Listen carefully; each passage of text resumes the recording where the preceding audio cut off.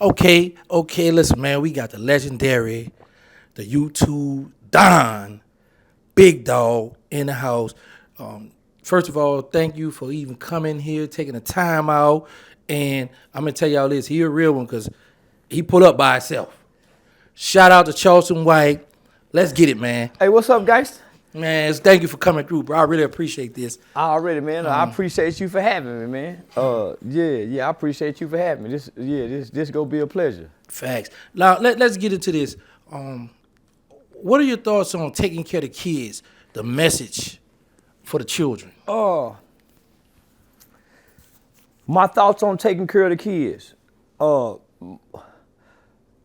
It starts when you first conceive the baby. So long before the child gets here, that's the beginning of the process. So meaning every month when your lady go to the doctor, nigga, if you can, you ain't got to take off work and miss no money. You supposed to be there at the doctor's appointments. How you treat your woman while she pregnant. A lot of us, when our girl is pregnant, homie, we cause a lot of undue stress, whether that's arguing, whether that's fighting. Some of us cheating on them. We taking and got that community out in the community and bringing whatever bacteria home to the home. Not only that, you transferring spirits, whatever hoe you've been sleeping with, whatever different broads you've been sleeping with. So you come back and insert that into your woman, and your baby is what left for the deposits. So the mood of the mother while she's pregnant determines a lot of the temperament of the child. So that's why you got a lot of crybaby kids that just cry for nothing. You got a lot of emotional needy children when they're born. It's based on what you put the mother through for those 9 months. Then when the baby get here, the baby is familiar with your voice if you've been around. So the baby can hear in the stomach. So nigga, I used to talk to the stomach with, talking to the baby through the stomach. I used to read to the belly. So I knew all that played a part, homie. So long before your kid gets here, the environment that the baby is born into has a lot to do with everything. Prenatal care, what your woman eating, the vitamins, all of that plays a part. Most of our project girls, homie, they don't get the proper kind of prenatal care when the baby is born. They ain't eating the right vitamins. Some women still drinking. You saw that with Krishan Rock now. I used to blow my baby mama charges. I hit the weed in my mouth and I blow the weed in her mouth. So both my babies is weed babies. Came out pretty intelligent. But once the baby get here, that male presence is everything, homie. That's the balance to life, having a mother and a father. So, that's why I be hard on the maps and daddies. I was a day one daddy, meaning from the time I found out she was pregnant with my baby, I've been there since the seed been planted. I wanted to have a impression upon my children, and I just didn't want the mother to. Charles, let me ask you, how did you take the news when you found out that you was about to have a child? Because everyone acts different. I was happy. I was happy. Both my children were made out of love. I was happy. I was late in my 20s. So I think I had Miho. I'm 47 now. I had Miho about 25, 26. So I had a fully developed brain. And I had a great support system. Between my mother, my sister, my female friends, my godmother, Miss Joanne. So, home, I had a great support system. So I was very happy and proud to become a father. And once I found out it was a boy, nigga stuck his chest out a little bit. Nigga stuck his chest out a little bit. But the birth of my son is what gave me an exit. It gave me an exit out the street life. Nigga sold weed, nigga tried to do a little pimping. Nigga tried to hustle. But the birth of my son gave me an entry away from wrongdoings. Because my goal was, my aspirations and my desire as a father is I just want to be here. I didn't know nothing about being a good father or a bad father. I wanted to be a present father. And I know to be present, number one, I can't go to jail. Number two, when that baby was born, I said, man, I'm willing to be a whole ass nigga for this baby. Cause to leave the streets, homie, to call the police on a to turn away from a nigga when he felt like he done you wrong. Oh man, that nigga a hoe. So I was willing for say, oh man, that nigga Blue is a hoe. That nigga turn into a hoe. I'm willing to call the police on a homie, so I don't have to kill it, so I don't have to do nothing to it, so I can remain in this child's life. I was willing to jump through whatever rings of fire that I would have to jump through as a father to remain present. And that's what I did. Let me ask you, what are your thoughts on gender reveals? Does it help the father like to know so late into the pregnancy what he's gonna have? Yeah, I think gender reveals are good.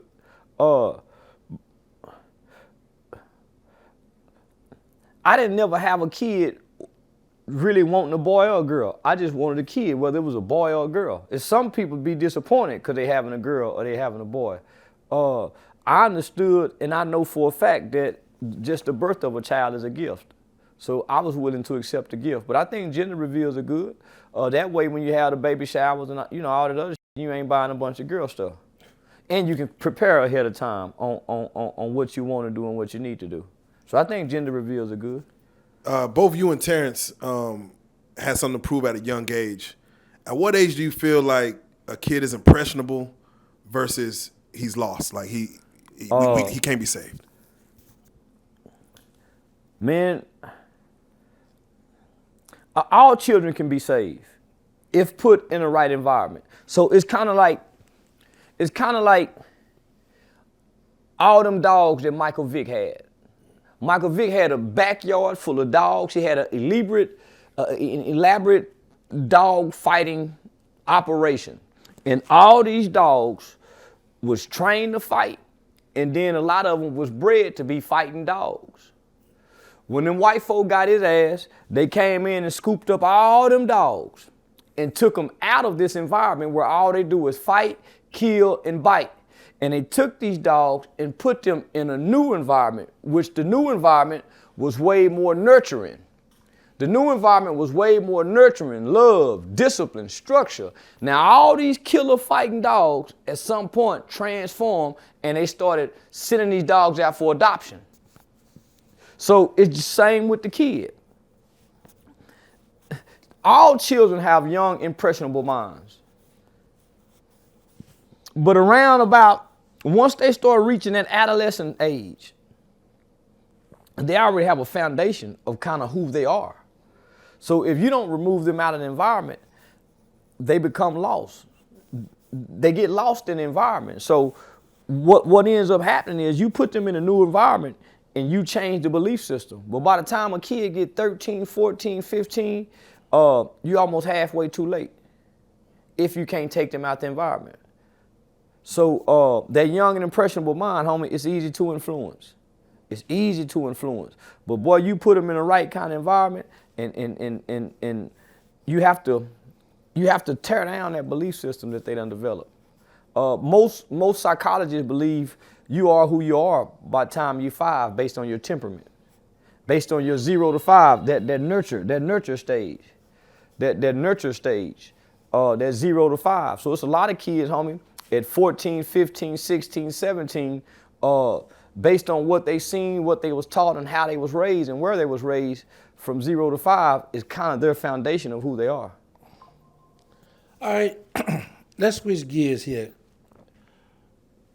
I want to know your perspective on inmates turning to social media, to YouTube.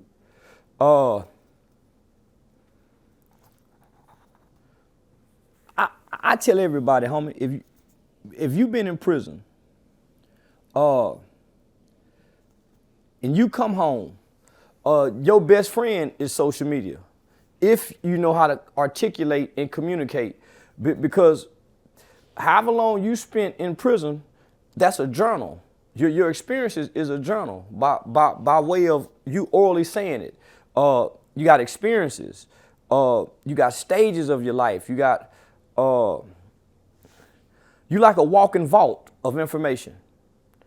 because most people in the free world are fascinated with prison stories. That's why MSNBC Locked Up lasted for so long on television. I was glued to it. They damn near made me feel like I missed out on something by not going to prison. So, but an inmate coming home, returning back to a society, he's a walking vault of information, of stories he can tell. He's really a sequence of movies. So if you can talk about what it was like when you first got there, how you evolved through there, what it was like in the middle, what it was like toward the end, man, those are movie scripts. Literally, those are movie scripts. And so I come to find out them some of the most watched videos on YouTube is guys telling prison stories. When a guy, because you on the YouTube game, you already know this game. When you're trying to explain to someone who has been incarcerated, has that incarcerated mentality, that there is a bag to get out here on social media, and they tell you that ain't my lane. What do you say to that? Go get him one of them trucks then. Go get your McDonald's job, nigga. Because if you a game related, this your lane. Sitting up talking, just telling stories, because you tell these stories everywhere you go. Everywhere you go, any nigga been locked up, end up telling a prison story. He ended up having to go somewhere to explain what it was like. And he's talking about prison all the time. He's with his prison buddies talking about what happened in prison. So why wouldn't you learn to get in front of the camera? These are some of the, I wouldn't say the highest paid, but man, they're some of the most watched content on YouTube. They're some of the most interesting videos that you can find. So if you can articulate your life from prison and your transition into the free world, homie, that's 2 years of content you ain't even got to think about. It's funny because they do speak amongst each other all day, but it feels like talking in front of a camera in front of no one is like, it's so hard to do. It's hard to talk to that camera and ain't nobody there. It's hard to sit your phone down and tell a story to this phone and ain't nobody looking at you. Most people want to be stimulated by people looking at them. It's hard to talk to the camera and no one's there. But if you have a direction in where you want to go with what you're saying, then it's easy to do. Man, set that motherfucking camera up and talk to it. Man, especially if you went in at an early age. If you went in at an early age and you can walk us from the time you went in through your experiences of going out, all you're doing is it's like a docuseries. You're just documenting your experience from I went in at 18, from 18 to 25. Talk about that, from 25 to 30. So if you can document every 2 years and articulate it, it's the communication that the struggle with. Yeah. Most can be interviewed, but it's hard to just talk to the camera, and you really don't have an audience yet. Okay, let me ask you this. How did you come about, and what are your thoughts on when you catch up with a predator on video?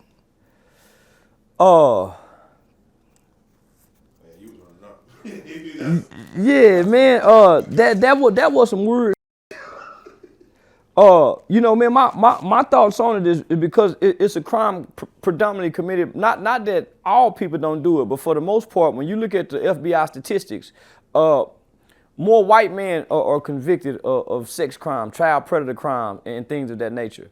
So first thing I noticed that mostly everybody we ran up on was white, and not only were they white, we was doing this in an affluent area. We wasn't going down off in the ghetto catching predators, which I know the predators lurk in the ghetto, but it be them uncles and the cousins and mama's boyfriend. But I think there should be more. I think there should be harsher laws and harsher punishment for child predators. They normally get probation. Yeah, they normally get probation. They normally, you've never heard about a child predator getting 40 years like the doughboy, like a drug trafficker. They get a lighter sentence, homie, than a non-violent drug trafficker. So I always thought that was strange and weird. And let me just say this. There's a movie, is it Sounds of Freedom? Or one of them, but it's about a Homeland Security agent who rescued children out of child sex trafficking. And this movie was in the movie theater. Nobody from Hollywood, no celebrity, nobody promoted this movie. I went to the movie theater to see it. And at the end of this movie, it gave us statistics on child sex crimes and child sex trafficking. They said in the world, child sex trafficking have surpassed guns and drug sales. That speaks volumes. But homie, you don't never hear about these guys being severely and punished like they do a nigga that's selling drugs. You were doing the you were catching the predators. Was that with Aiden Ross or? Yeah, Aiden Ross and Vitality. Yeah. And of course, you know, they, you know, and the police never arrested not one of them. Yeah. Nobody got arrested. Nobody got arrested. Yeah. Did you know, even you approaching the situation, did you know how you was gonna react upon seeing what? Well, I thought this was, you know, I'm thinking this, man, this ain't real. You know, cause you see it online, man. This shit ain't real. I ain't know how to approach this shit, homie, because they said what we can't do. So I brought all my mace, my tasers. Yeah, I wanted to shoot that bar spray on their ass and put that mace, you know, nigga, I wanted to see, you know, and they said, man, we can't do this because it'll hurt the case. So you know, they document everything and end up sending it to the prosecutors and the police officers, and then on the back end, they pursue these guys. But nobody was arrested on the spot. Well, there's a story about a guy named Jarvis Butts who was with a 12-year-old. It's like a big story, and she came up missing. I heard about that. Yeah, last year. He's a family member, wasn't he? Yeah, he's a family member. They uncle, niece. One of them perverted uncles.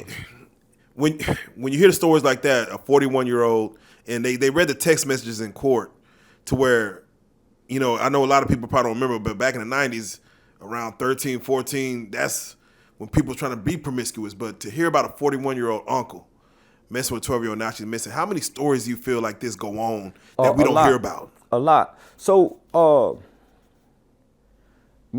man, when I was in the Texas Youth Commission, we used to have to go to therapy, to group.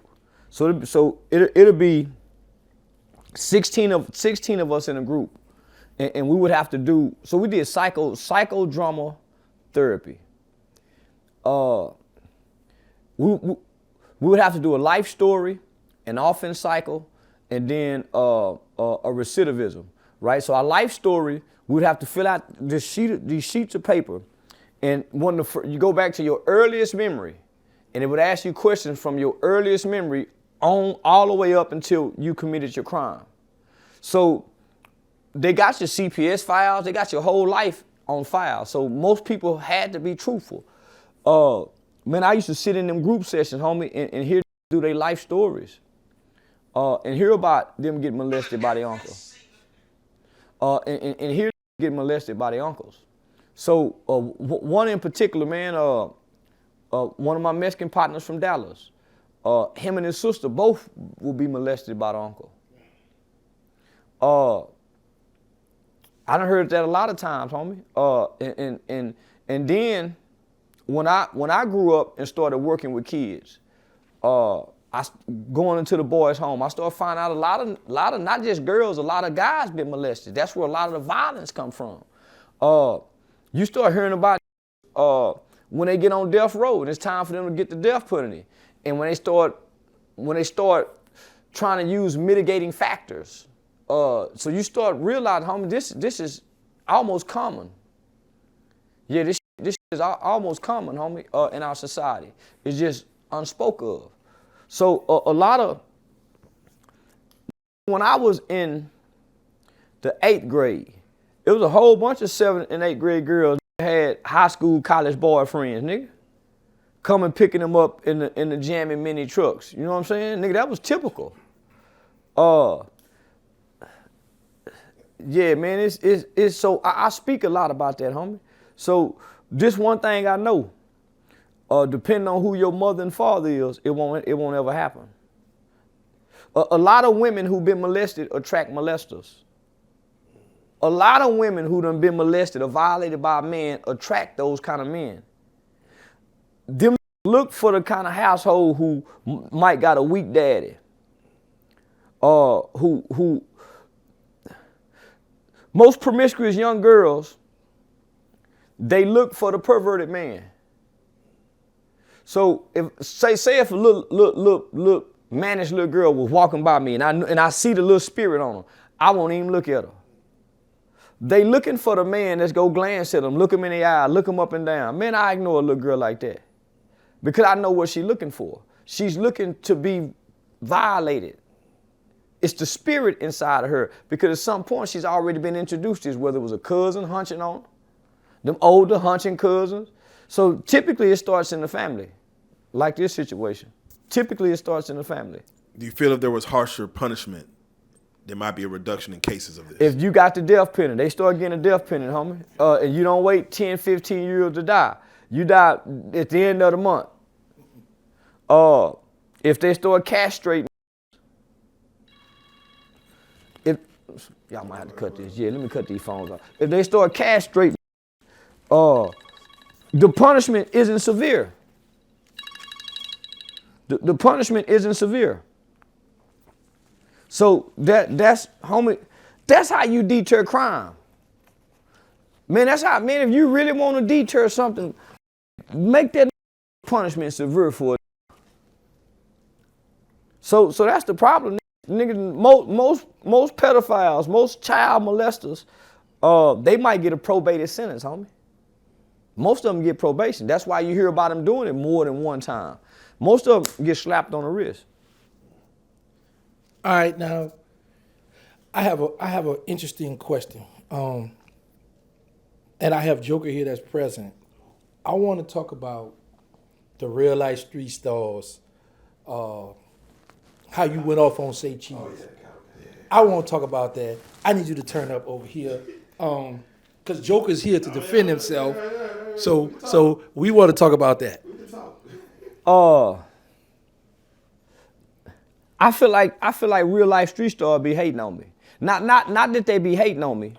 Yeah, they be hating on me, homie. They be hating on me. I'm one of the most watched people that's on their platform. Not only that, homie, we had a real good relationship where they could pay me a little something up front and pay me later at the end of the month. I don't do that with nobody. When their channel was struggling, and I'm giving them a player price. I'm giving them the friend price.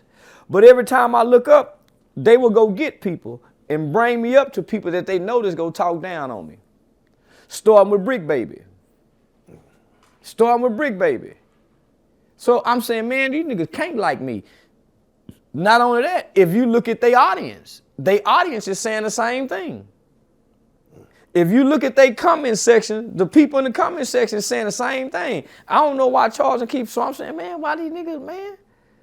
But I noticed I started noticing only one really with Miss Joker.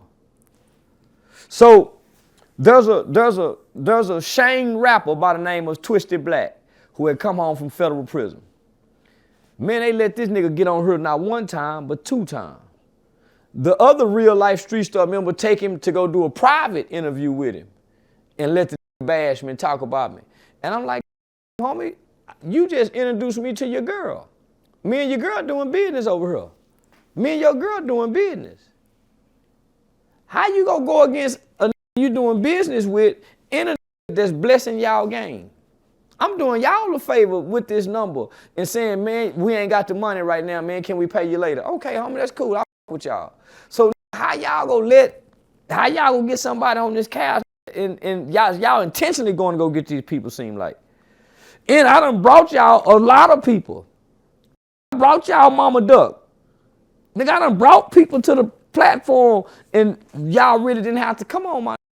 So, no. So, I said, nah, these niggas can't like me. Not only that, I would do an interview and come do their podcast for free. So they getting a year worth of content off of me. They getting a year's worth of content off of me. Nigga, I'm doing, anytime they call me, yeah, I do it, homie. Y'all ain't got to really pay me. So I'm saying, man, how them niggas how they go against that, my nigga? So, nah. But I noticed when Mark Cuban was on the couch, this would really cut the light on. I say when Mark Cuban was on the couch, they didn't even mention a name to this billionaire. What kind of seed could that, man? Just to get Mark Cuban to speak about Charleston White. Just think about what that could have done. But they get all these so-called ops and enemies on here of Charleston and bring my name up to them. They tried to play on Dr. Umar Johnson. Dr. Umar Johnson shot that shit down. No comment. I noticed this is what they do. So then I said, nah, homie. So when I have so all the positive things that I've done in the community, all the positive things that I do in the community, they know I do it. But you won't never hear them say it in defense of when motherfucker, oh man, he a fraud, he this, he did. They won't never say, man, well, people around here know him for working in the community. They won't ever say that. Ever. So I started saying, man, they can't like me. So, what, because I am here. And joke in the building. And first of all, I say, I do feel like, we have a genuine relationship, and I got to think, because honestly, I think I ran into you at the barber event, and I didn't even watch the interview. I didn't even watch it. So what happens is, you say, hey, man, you honest man. You're like, hey, I spoke on y'all. I went in on y'all. Yeah, I went in on you. You told me up to my face. Like, so what's up to that? Like, oh, what'd you say? But I'm like, I bet. A lot of people try to send me that. I'm like, I ain't want to watch. I ain't care to watch it, because I'm like, well, opinions is opinions. Hold up. So Charleston White saw you and let you know, know. I gave y'all the whole clip. He let me know. Now, I did learn this from Charles too, because he said 5 people saying the check, y'all gonna stay broke. So I know now not to let nobody get in on my check, right? Wait. Too many hands in Wait. So I would say you mentioned 5 people. It's really just 4. Okay. Now 4 and 1 lady, so 5 in total. There you go. And it's a lot. So I would say this, because finally I said, all right, let me watch it. I said, let me watch it. And I watched it. I said, oh, okay, well, he just spoke his opinion. But I said, it's my job to speak for the other guys who aren't here. And what I'll do is I'll say this. Do you see the WWE aspect of what we do? Like, all right, you bring in Hulk Hogan, then you're going to bring in the Ultimate Warrior. They both your money makers. You're going to see what they do. You're going to see, all right, y'all go at it, and it's all entertainment. Mm-mm. Okay. Because this is what I'm saying, homie. Some people, I ain't fit. Nigga, it's time I done been there 4-5 hours with y'all. Mm-hmm. For what I'm charging y'all, I should be double. I done been here 4-5 hours, homie. Most people go get an hour and a half, 2 hours. Y'all will come milk me to death for the price y'all milking me for, and then ask me to do a podcast with y'all. Y'all ain't doing that with nobody else, and the podcast numbers is doing well. So I'm saying, y'all ain't WWE and me. Y'all really hating on me. Y'all got to be, homie, because why would you ruin this relationship? And I'm telling y'all, I'm coming to express myself to y'all. Like 4 times. 4 times. Right, this what I don't like. Okay, man, and y'all try to clean it, but go do it again. Yeah. Y'all don't do nobody else like that, though. Would you say it is hard running a business with 4 minds? Having a say-so in what happens? Well, it's hard to run the business with 4 hands in the cookie jar. Everybody trying to eat out this cookie jar. And there's no loyalty amongst y'all. Y'all really fighting against each other. Y'all working against each other, trying to move forward. But everybody done watch Real Life Street Stars digress. They done watch y'all, homie, man. Yeah, I was saying, and I'll be honest. I really thought that not only, and again, I can't argue what you're saying, because you say Jaguar Wright talking about Diddy does numbers, and Charleston White does numbers, but if someone comes on there and speak on Charleston White, it does numbers. But I'm like, well, the formula to me is, let's just get Charleston White, and let's just get Jaguar Wright, and let's see them. But I look at, like, even you have a problem with Jaguar, or she has a problem with you. So I'm like, it kind of makes it like you're pitting your 2-star players against each other. Me and Jaguar met at y'all studio for the first time. We thought it was going to be, I had no idea who she was. But, nigga, for the most part, she lying. She making up shit. She's making up shit. But what I noticed is, y'all don't ask her about the death of her son and try to tap into that pain where other mothers can relate to that pain. Y'all don't ask about the emotional standpoint that maybe she's going through, battling mental health. It's always the gossip messy shit. So I'm saying this is starting to become a messy platform with no substance. Y'all ain't, and then the questions. Man, y'all ain't tapping to the intellectual side of nobody's brain. That's why the Dr. Umar Johnson video is barely, it's the question. It's like y'all looking for the messy internet stuff. And I'm saying, how can a platform once had so much substance? for y'all to even put Percy and Vernon on her together, homie. And this man come back and tell y'all, man, I tried to commit suicide because I came on here and told y'all I got raped. He cleared it up though. He said it was more so about a girl. And I was like, it probably was about a girl, but it probably also stemmed from him express. But just to put him and Percy on the couch to try to pit them against each other. And this man seemed fragile in the interview. This man still seemed affected by this. And you go get a like Percy, homie, with no, man. So would you say on paper some things might sound good, but execution might fall a little short of, because it's all just what you think of and then try to execute. Well, homie, y'all had me and Pops on there. Yes. Y'all had Pops by itself. Yeah. Y'all take my clips does numbers when y'all take them somewhere else. So I'm saying if I add value to this, why do you need someone to get on here to talk about me? So I can come back and talk about them? It's like you guys are pitting people against each other. So I would ask, the question would be, if you ever mention someone, would you expect them to come back and defend themselves? Yeah, but I normally won't mention nobody if they don't ask. If you don't ask me about nobody, I ain't gonna mention nobody.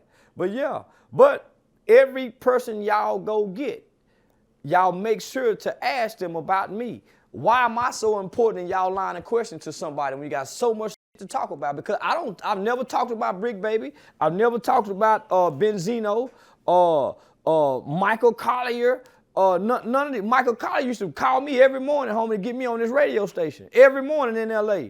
And I ain't charge him nothing. Wouldn't charge him nothing, homie. Yeah. So Get on this radio every morning, homie. When I got into it with Boss Talk. When I got in, homie, so it's like y'all are trying to cause mess and drama. You know, a lot of people do, and this is just behind the scenes for those that don't know, and I'm glad we're on Gangsta's platform to talk about it. A lot of people come on wanting to talk. They're fans of yours, so they come on wanting to talk about you. And they might say, please ask me about Charleston.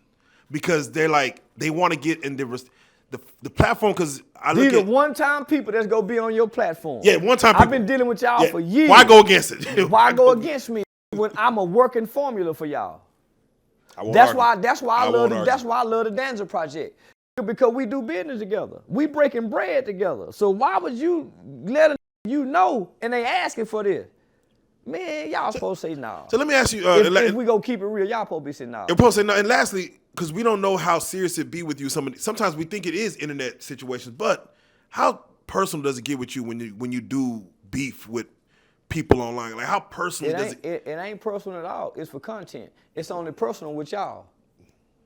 It's a personal situation. It's only personal with y'all, nigga. We doing business together. And y'all don't help me, nigga. I help y'all. When y'all say, Charleston, all we got is $2,000. Can we pay? Can we pay? It be 3 weeks I gotta wait for my money. It be 3 weeks I gotta wait for my money. And thank you for nigga, I'm helping y'all. Thank you for working with us. Yeah, nigga, I'm thank you for working y'all. with us. So I'm saying, y'all don't help me. Say cheese. All them hands in the pot. Man, come on, my nigga. Gets a little crowded. Come on, man. We're trying to feed families. You know, it's man, like, you know, sometimes nigga, you get lost in the sauce. But y'all eating off me though, homie. Not only that, y'all ain't got me in the studio for 1 or 2 hours. It be 4, 5, 6 hours sometimes, homie. I done been there for 5 hours with y'all. Yes. And my people saying, come on, let's go. And I mean, no. Now, I will speak for one of them who's not here. They were like, man, we went out with Charleston. We went to the club and, man, come on, homie, y'all hang with me as if we friends. But how my friends go let somebody, homie, and somebody, man, let me talk about, nah, homie, we not gonna talk about him. That's our friend. That's our business partner. So, nah, homie, nobody who I butted heads with online haven't been personal with me. But the relationships I done built with people outside of it, homie, that became personal. From Rainwater to y'all, Sean, these nigga, cause I'm okay, these my friend, these my people. Yeah. So nigga, how y'all go? Nah. Now, one thing I will say is thank you for, you know, it's very rare you find someone that will speak their truth and speak their mind and tell, you know, just I'll tell the world versus holding that in and acting against you. Yeah. Like now I'm letting you know how I feel. Like you said 4 times. 4 times. I didn't let y'all know. Like I'm not. It's not no surprise. So thank you for doing that because, you know, again, even when I saw that, I said, oh, that's his thoughts. How can you argue a man's thoughts? All you can do is change his outlook by doing something different, like switch it up. So I respect that, and you mentioned, of course, you mentioned Percy. Why does Percy keep getting a look? Percy's a character. I mean, Percy's a great character. But I'm saying, that's what killed Boss Talk. Boss Talk couldn't get away from the California gangbanging, and his channel just stagnated. He couldn't. That's why I said, listen, homie, stop putting me with these gangbanging. Y'all ain't sat Percy down and asked him the type of question y'all beginning out asking me. Charleston, what is like for a father? This nigga got 4, 5 sons, all in prison. And he still come paint a picture as if prison is good. He still paint a picture, and Percy ain't thriving nowhere in life. Percy ain't thriving nowhere in life, homie. Nowhere. Nigga, Percy is just a good storyteller, and he lying for the most part. Nigga lying for the most part. You done met several people who done been in Ferguson and in the prison system and told you off camera, man, yeah, that lying. Yeah. That nigga hot, man. The nigga done went to prison and had 52 fights, and he 52-0. Man. Then y'all got him and Bishop Eli, Reverend Eli on their shadow boxing. Yeah. Prison. They asked for that. They asked for that. Like, oh man, I know they asked for it. So I'm saying, man, nah, I can't. I bring too much to y'all channel. No. To have to come back and sit on that, my nigga, and let y'all have a motherfucker come talk just dirty Mac on me. Dirty Mac on me. Y'all know for a fact that I work in this community, that I'm known for this. But nigga, I've never heard none of y'all defend that. Not once. You also mentioned, of course, you're on Say Cheese platform. You mentioned Real Tune, as you mentioned Boss Talk. And I remember Dallas Global, Dallas Global. Nobody has grown. You had a time to be on all these platforms. Yep. And again, we should all listen to your criticism. Like, hey, this is because you kind of graduated and went on to do some worldly stuff. What do you feel about Dallas platforms as a whole? Like, Dallas could see the next level? Nope. Maybe. Okay. Nope. Damn. Okay. For one, they don't have the man, y'all ain't got the mind, homie. Y'all stuck on the internet. Yeah, somebody need to come in and just tell us, hey, nigga, y'all stuck on the internet, nigga. Y'all can't get off YouTube. So that's the only way for you to grow. The goal is to start maybe a nonprofit, maybe go into merchandising, maybe get some little toys But homie, y'all don't have no sponsorships. Y'all don't have no corporate sponsorships. As big as y'all platform is, y'all ain't got no corporate sponsorships. Y'all tried to sell Jaguar t-shirts right for $70. Y'all make y'all own merch, but y'all ain't selling merch. You nigga got all the t-shirt making material, but nigga, y'all ain't producing y'all own merch. We don't got a merch guy. Nigga, y'all got some badass Charleston white t-shirts. Oh, they bad. They got some badass. We need somebody but nigga, you can't sell them without me now. Yeah, we need. You can't sell them without me now, nigga. Yeah. I'm gonna sue like a right. Using my life, but we could have been selling Charleston White on RealLyfeStreetStarz.com. Y'all ain't got no website. Y'all don't have. There's a website. There's a website. Where it's posted at? Nobody knows about. Somebody go to RealLyfeStreetStarz.com and tell me what it. I don't know if it's active or not, but there you go. But there's a website. There's a website. There's a website. And y'all really work against each other. Y'all ain't working to help one another. Different people have different circumstances, so yes. It could all fall, that's kids get involved, like, man, everyone has a different but this is a business. Yes. And y'all not running it like a business. We need a board. That's what we need. We need a channel. Man, Real Tune not running it like a business. Y'all killed y'all credibility amongst people. There's no way, there was no way y'all could have Mark Cuban on there and then have somebody like Jaguar Wright spewing so many lies, homie. Spewing so many lies. They sound like troops at the time, though. Her truth, and she defaming a bunch of people. Same with Orlando Brown. Nigga, y'all know he a dope fiend. Y'all clearly can see this is dope fiend off camera. Y'all I personally haven't seen any dope going into his system, so cannot you know. When the behavior come off camera, can you see the behavior? It could be due to other things. I mean, maybe sleep deprivation. I don't know. But this is weird behavior, right? Yeah. I thought it's because of childhood trauma. He seemed like he enjoyed childhood trauma the way he say he done Bow Wow. He say Bow Wow got some good. He say Nick Cannon got some good head. Damn. So how this childhood trauma? Yeah, sound like a loving punk. Just like this. He don't seem traumatized to me, nigga. He seemed like a drunk. When I seen him at the Dancer Project, he jumped up out the Uber, drunk already. When you go watch the drunk, half a bottle of Don Julio. So alcohol problem then. A drug, alcohol is all the same. It's a vice that causes you to act out in certain ways. So nah, homie, y'all done had some great people on that podcast, but it's hard to, It is a seesaw. Like I be looking at the content, I'm like, man, this is we're here. But sometimes the great content don't get all the views. And that's what do you do about that when people want to see the circus? Well, it's not about views all the time, homie. It's about substance. It's about having some substance, homie, separating yourself from everybody else. Because, nigga, now y'all just a messy channel, nigga, that's looking for mess amongst people. I hate that. And now Jaguar Wright is against y'all. She done turned against y'all. Maybe somebody put some misinformation in there. I don't know what the hell going on. Man, yeah, Jaguar Wright done turned against him. I'm like, she talking down on him. Nah, she said she just feels we're compromised, and I don't know. Y'all are. I mean, I don't know how. Y'all will do anything for money. God damn. Y'all will do anything for money. Nah, we wouldn't do anything for money. So you said they're YouTube hookers. Yeah. You call them YouTube hookers. YouTube hookers. We on the street corner. Yeah. So, homie, we did a whole. No, we did great. We did a whole Murder Change Me event with the mothers, the rappers' moms who done buried their sons. Homie, them niggas didn't promote that, but they got invited to it.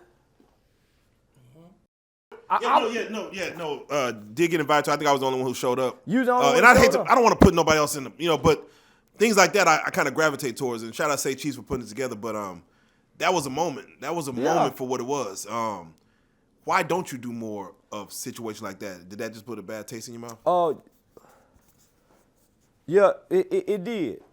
Yeah. It left not the mothers did, but just homie. Man. Because it wasn't about no money.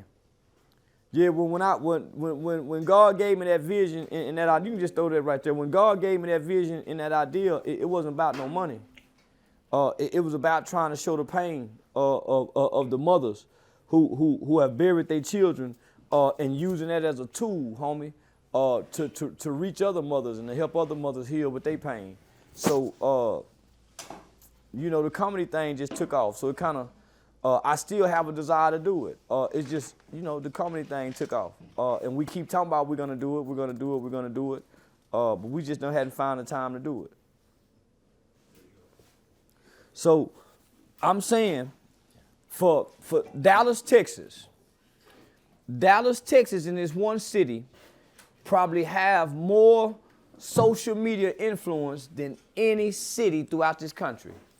When you look at Real Life, Say Cheese TV, Gangsta, Boss Talk, Real Tune, Dallas Global, the Game Related, homie, we got more social media influencers, homie, with major platforms.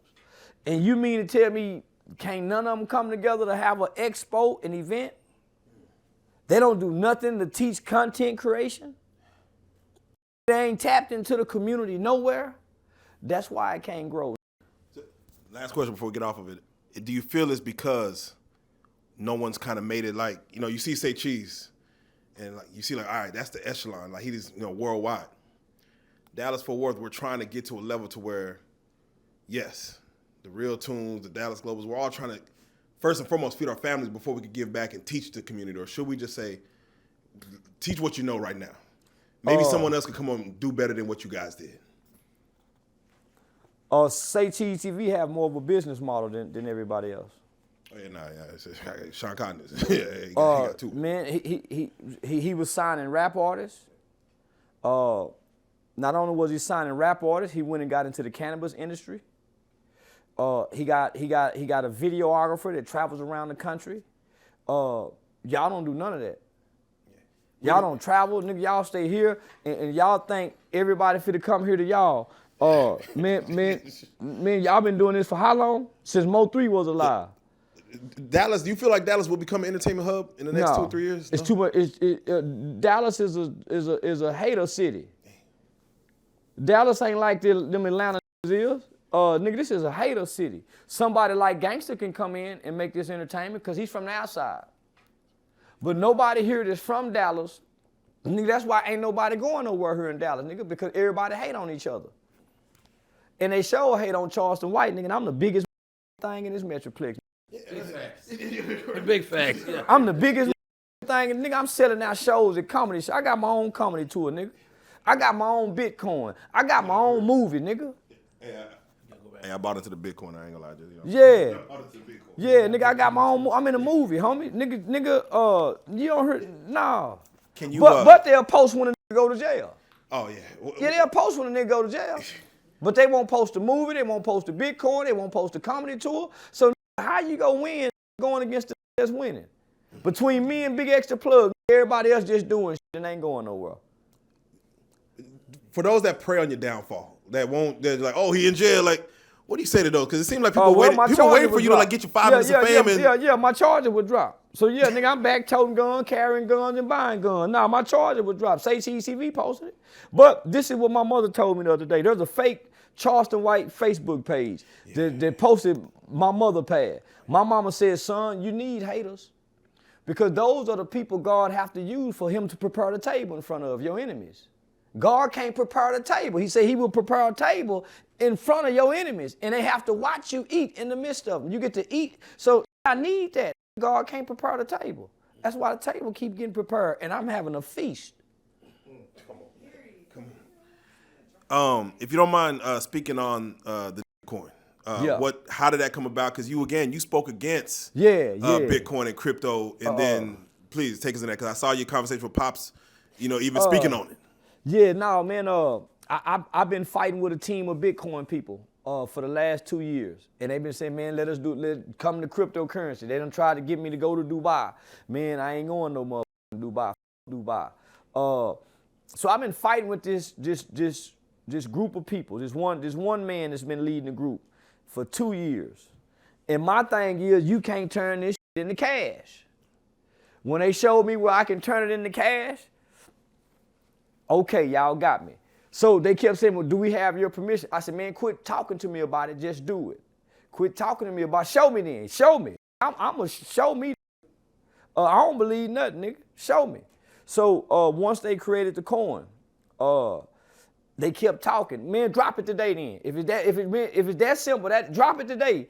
And when they dropped it, we met all, overseeded all expectations. I did like 31,000 in the first day, the first 24 hours. Were you worried about it being called Bitcoin, and were you worried? What came of that, and were you worried about any backlash? No, because I've been talking ever since I met the old man Pops, and so the birth of a new nation called, and not a word, it's an acronym that I use. Never ignorant, getting goals accomplished. Never ignorant, getting goals accomplished, and is inclusive. Don't you hear that white boy talking about here? Come on, my nigga. You got Mexicans hollering, my nigga. Come on, my niggas. You got Asians hollering, my nigga. So the nation is inclusive of all races. Everybody want to be a nigga till it's time to be a nigga. Everybody want to be a nigga. Everybody play nigga. So I wasn't expecting no backlash. I know how powerful that acronym and that word is just in the world. It gets attention. It makes people stop and look. So it's a new nation, and we not. So, and I gotta say his name. When you see a Jen Lee out of Dallas saying the word, he says, I never said, I said, and then Adam 22 just pulled him on no jumper, obviously to talk because about. Adam want to say, but them California go probably him. If they do, he want to say. Yeah. Them they go probably rape him, brutally rape him if he say it. But white folk want to say they want to be They want to be down. And how can you expect white people, Hispanics, Asians to listen to our rap songs and not say they want to, they too. They not saying Nigger. So they're not using this in a derogatory term.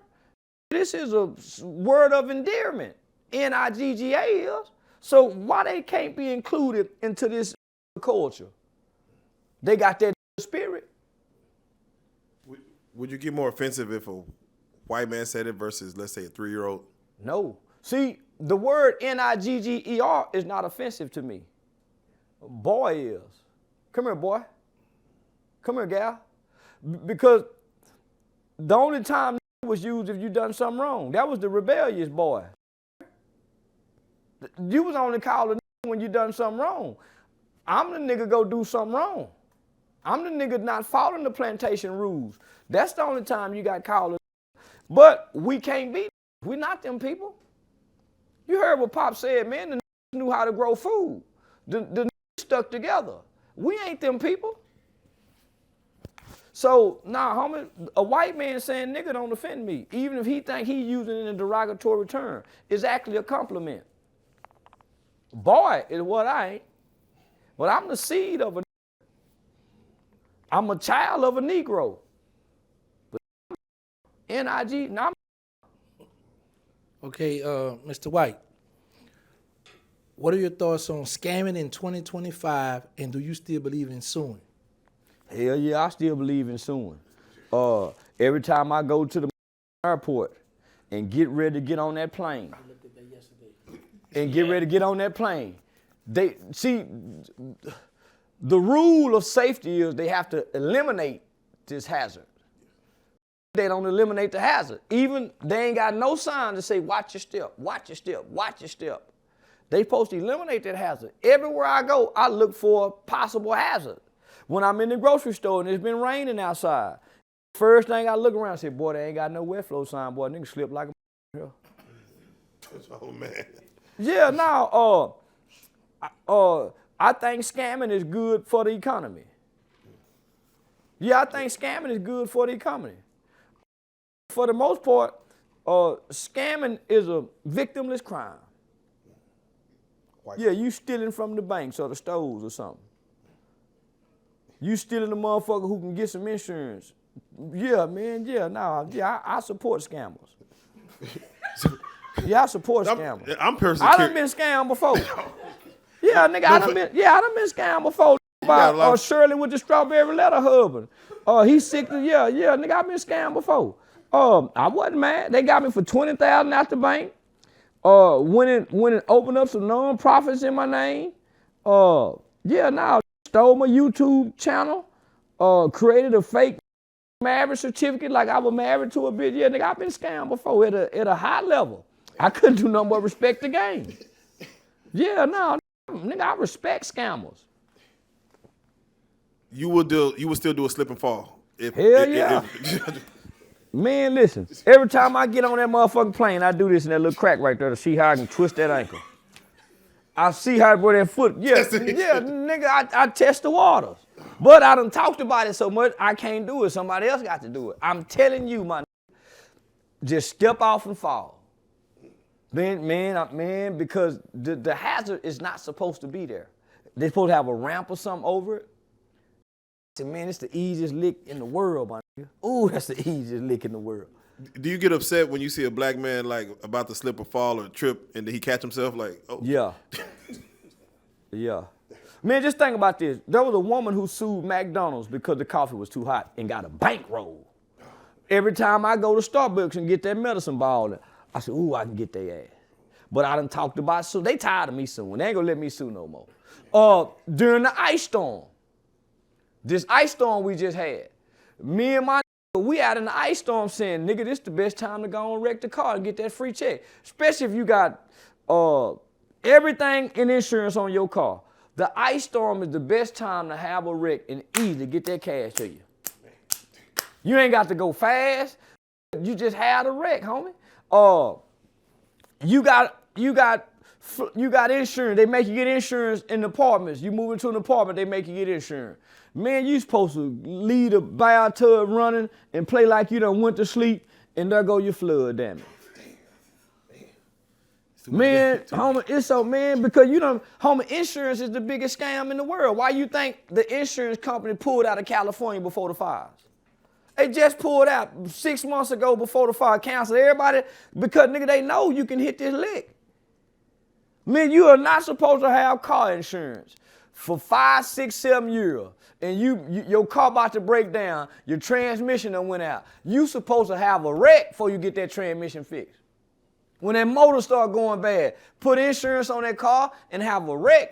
That deductible. Hey, man, between the medical, man. It's free. Man. I don't want to say free game, but it's a deductible game. Man, that $500,000 deductible ain't to a $15,000, $12,000 check. And plus whatever medical bills you done incurred. Shit, man, I done got 50-something thousand off a wreck one time. Do you feel like there's people called career? Do you feel like there's career scammers? Like, nigga, Yeah. every year I'm gonna make this amount of money Man, based on. I'm finna tell you right now. My wife's sister, every time she want a new car, she run that bitch into a pole. I'm telling on her right now. Bitch run. She just wrecked her Jag. I said, man, how she run directly into the middle of the pole? But every time she want to upgrade her car, she wreck. Make sure the airbags deployed. She a career scammer. Okay. Yeah, Okay. yeah. Okay. Now, Charles, I gotta say this because of course you did the Say Cheese interview and you said something where you said ever since Nipsey died, PNB Rock, there's been a dark cloud over LA, and literally a dark cloud has come over LA. Yeah. As you just spoke on the fires. I got to get your take on it because Everybody in LA probably go to yeah, them some up people out there. Yeah, I think LA is like Sodom and Gomorrah, where God told, what was that, Noah's wife, told the spirit of one of them, can you just find me 10 good people and I won't burn this down. God told one of them, just go out there and find me 10 good people and I won't burn it down. He couldn't find 10 good people. Yeah, them niggas were, that's a wicked place because that's where Hollywood is. Not only is Hollywood there with the child, what they well known to have done to kids and do to children. Not only that, that's where black on black crime originated from. Killing. Nobody have killed more black people than the gang terror. Man, the gangs done put more black people in the ground, nigga, than slavery, Jim Crow, and the Ku Klux Klan. Now this is happening in a higher end part of town where Diddy's mansion. You hear all these celebrity mansions. Yeah. It's burning from the top down. Do you feel this is biblical? I know it's biblical, but it's very much biblical. Nigga, God promised the world that he wasn't gonna flood this motherfucker. He gonna burn it. This motherfucker gonna be destroyed by fire. Nigga, that's God said this gonna be destroyed by fire. So between the fires in LA and the fire coming out that gun and the fire from dropping bombs, this is being destroyed. Gunfire, wildfires, and army, yeah, this is being, yeah. Now, Los Angeles has the largest population of homeless people in America. Do you blame them for running up in these people's houses, like while they telling everybody to evacuate? Hell yeah, I blame them. Lock their ass up. Fill the jails up. They man. Hell yeah, I blame them. Nigga, yeah, run up in them people's houses while the shit set on fire. Yeah, I think homeless people should be arrested for being homeless. Oh man. I don't think homeless people should get no help. Homeless. Yeah, I hate homeless people. Yeah, I think police supposed to pull up and round their ass up and force their ass in jail. Now they got somewhere to stay and they got somewhere to eat. Just for being homeless. Just for being homeless. Most homeless people want to be homeless, and most homeless people are criminals. Some of them would like to be in jail. Yeah, they should go. 4 walls in them. Sentenced to prison time for being homeless. Yeah, homeless motherfucker. The recovery of this LA fire, Biden has promised everyone who's affected by the fire $770. And they sent billions to Ukraine. Nigga, they been sending nigga $50 billion package. Man, yeah, man. Well, yeah, I was say, can $770 take them? And they done sent a lot of money to Israel. Man, $700 ain't shit in California. Right, California. Man, $700 ain't shit in California. And I just saw on the news that nigga, they price gouging on rent now. Governor Newsom put a law into place that the Attorney General was speaking of, saying that they can't go up on rent during disasters, but the people still going up on rent anyway. Californians don't own California no more. Nah, that land is owned by other people. So you can't make me believe that these fires aren't set for future land development. That they're intentionally setting this place on fire so they can rebuild whatever it is they want to rebuild for land development. Yeah, one company is getting sued right now. The first lawsuit has filed for one company for quote unquote starting the fire. Do you feel the fires? I seen Benjamin Crump, fat tongue ass, them don't do the people, the father, the company. Yeah, I see that motherfucker. He always trying to sue, and you ain't never seen that nigga in court nowhere. You ain't never seen Benjamin Crump practice nowhere in court. Because he's just a figurehead. And he go get other unknown lawyers to go in court and try to sue, but he never go in court to sue. He ain't won. We don't never hear about him winning no case. Yeah, I haven't seen a case with him. But I think the chicken's coming home to roost in L.A. And yeah, I think that's why that shit burning up. That's an evil place, homie. That's an evil place, homie. And I think it should burn down. Yeah, I think Los Angeles, California should burn to the ground. Like a cleansing? Or? Yeah, like a cleansing. Ain't nothing good coming out of LA, nigga. Ain't nothing good happening in LA, nigga. That's an evil place. How else can you get rid of the gang culture? How else can you get rid of all them sick in Hollywood that done destroyed so many people's lives? That's just the shit that we possibly know they done. Just imagine the shit they get away from. Why you think God allowing that motherfucker to burn like that? This is uncontrollable wind. They got them timbers. This is some shit. Why you think God allowing that shit to happen? And it ain't happening nowhere else on earth. It won't stop. Yeah, on earth. Yeah, they make life on earth for just regular people in California, so they reaping. And then just imagine the aftermath of what all this smoke, inhaling that smoke go do to children, to people who've been having to inhale this shit, homie, for the last 2 weeks. I hope it don't stop burning. Yeah, I hope it don't stop burning. I just hope my man Eric Young is all right. But he from Denver, Colorado.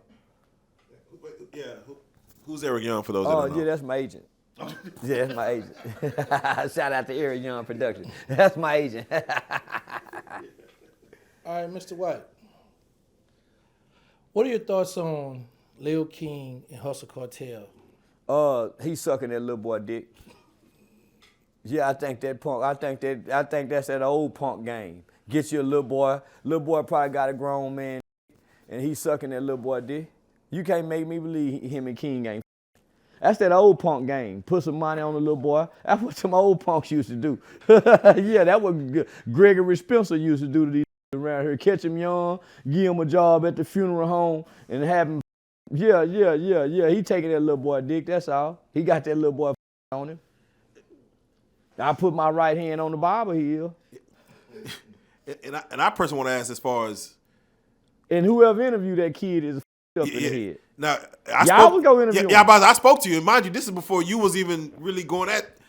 And you gave the greatest game. Like, don't let no little kid come on and talk about a grown man. And don't even put that on a platform like this. I'm like, all right, that's just. But y'all were playing for the mess, though. For y'all for this platform to even have considered that, homie, y'all playing for the mess. Like 10% consider. 10% consider. And nobody's concerned that this kid ain't never in school. At least Finesse had him in school, homie. It's almost like Tommy who ain't never had a job. It's like, yeah, at least Finesse had to look in school, homie. I really bought that little kid mama a car. But she stabbed her mama, so she went to jail. So I flew Miss Antoinette and King's oldest sister, who was pregnant at the time. I flew them to Vegas to go pick it up. It was a 2021 Pathfinder, brand new truck, homie. Brand new truck. So I paid for them an airline ticket to come pick it up in Vegas. Paid for the hotel where they can get out of Memphis, you know, kind of clear their head. And then they can do a girls trip back driving. So it was King's mama friend by the name of Miss Antoinette, King's older sister, and another sister. So I paid for them 3. Man, they towed that motherfucking car up in 3 weeks. Easy come, easy go. God. Well, it was a new car, so they were running the battery down. They called me in the middle of the night. Nigga, I'm cash apping the money. Nigga, I had but they started trying to kind of extort it, play on it. Yeah, so I had to cut them off, homie. That's an ignorant family. So yeah, that's an ignorant family, homie. So that kid, nigga, they don't really care about that kid. And King talked to the sister. I done gave you $50, so he'll raunchy little disrespectful little. He called him the big sister. He's an unruly son.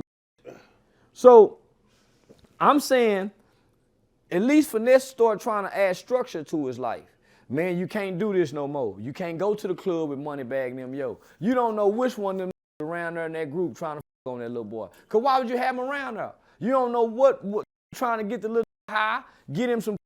Man, most is perverts.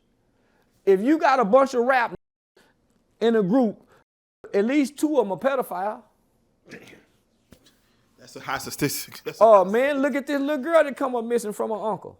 Damn. Man, these on drugs. These ain't in their right mind. Because what would have a kid like this? So even King came and said, man, he started trying to change my image. He trying to clean up your image, young brother.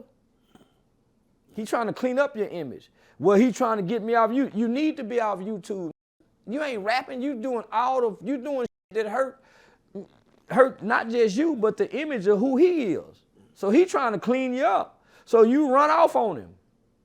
And you run off with another fact for sassy gambling